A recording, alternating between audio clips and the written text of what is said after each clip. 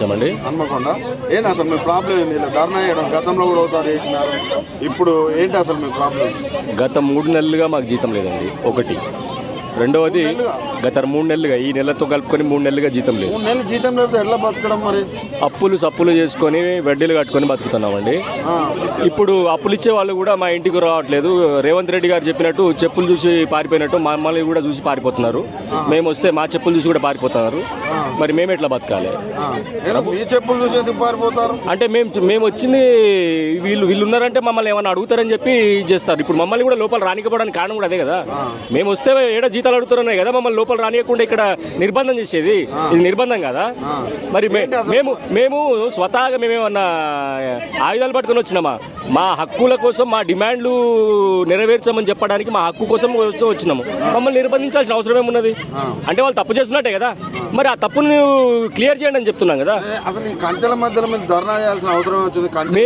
మేము ఇంతకు ముందు అన్ని రాళ్ళను మొక్కినామండి. అన్ని రాళ్లను మొక్కినాము, అన్ని రాళ్లకు ఇవి ఇచ్చినాము, కానీ కరిగే రాయి ఏది కనబడలేదు. అందుకనే ఇప్పుడు ధర్నాకి దిగాల్సి వచ్చింది. ధర్నా చేస్తున్నారు, ఓకే.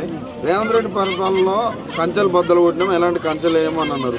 ఈ గేట్ల మధ్యలో ధర్నా చేస్తే ఎట్లా అనిపిస్తుంది? మరి మీరు స్వతహాగా చూస్తున్నారు. మరి కంచెలు బద్దలు కొట్టినాం అనేది మరి కంచె కనబడుతుంది కదా. అది మీరే నిర్ణయించాలి, ప్రజలు నిర్ణయించాలి, ప్రభుత్వం నిర్ణయించాలి. కంచెలు బద్దలు కొట్టారా లేకుండా కంచెలు కొత్త కట్టారా అనేది వాళ్ళకి తెలియాలి. మేము రెగ్యులర్ గా వచ్చేదా జీతాలు? అన్ని గుండుసున్నాయండి. ప్రతి ఒక్కరు అంతే. ఈ ప్రభుత్వం ఆ ప్రభుత్వం ఏం లేదు, ఆ ప్రభుత్వంలో మాకు ఒరిగింది ఏం లేదు, ఈ ప్రభుత్వంలో ఒరిగింది ఏం లేదు. ఎప్పుడు కూడా మేము మా అవసరం వచ్చినప్పుడు పూలు చల్లడం, విమానంలో నుండి పూలు చల్లడము, ఈ దండలు పెట్టడము. ఎందుకండి మాకు దండలు? మాకు తిండి పెట్టండి, మా జీతం మాకు ఇవ్వండి. మాకు రావాల్సిన హక్కు కోసం మేము కొట్లాడుతున్నాం. సమాన పనికి సమాన వేతనం ఇవ్వండి కోరుతున్నాం తప్ప మీ దగ్గర మేము పనికి మాలిన కోరికలు కోరట్లేదు. అలవి కానీ డిమాండ్లు కూడా చేయట్లేదు. ఇప్పుడు ఏముంది సార్, ప్రతిదీ కూడా పిల్లలు కూడా ఇబ్బంది పడుతున్నారు. స్కూల్ ఫీజులు కట్టలేక స్కూల్లో నుండి బయటికి పంపిస్తున్నారు. వాళ్ళు ఎంత ఇబ్బంది పడుతున్నారు మానసికంగా, మేమెంత ఇబ్బంది పడుతున్నాం అనేది ప్రభుత్వానికి కనబడట్లేదా? అర్థం కాదా? మరి ఈ విషయంలోనే మేము ఫస్ట్ నుండి అడుగుతున్నాము. మేము ప్రభుత్వ ఉద్యోగులతో సరి సమానంగా పనిచేస్తున్నాము. అవసరం అనుకుంటే ఒక అడుగు ఎక్కువే చేస్తున్నాం తప్ప తక్కువ చేయట్లేదు. మరి మాకు చాలని జీతాలు.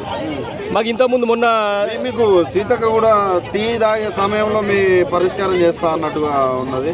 మరి ఆ మాటలు ఎట్లా చూస్తారు మీరు?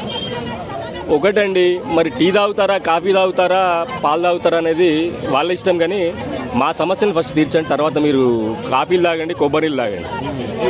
ఇప్పుడు అందరినీ కలిసాము. నేను మీకు ముందే చెప్పాను, ఏమని మొక్కని రాయలేదు కానీ కరిగిన రాయలేదు. ఫైనల్ ఏం చెప్తారు ఈ ప్రభుత్వం? ఒకటే అండి, మొన్న నేను సింపుల్ చెప్తానండి. ప్రభుత్వ తీరు ఎలా ఉందంటే, ఇంతకు ముందు 1195 అని ఒక జీవో రిలీజ్ చేశారు గవర్నమెంటే జూలైలో. ఏది కొందరికి బేసిక్ పే ఇంప్లిమెంట్ చేస్తూ పెట్టారు. ఇప్పటి వరకు ఆ జీతమే లేదు.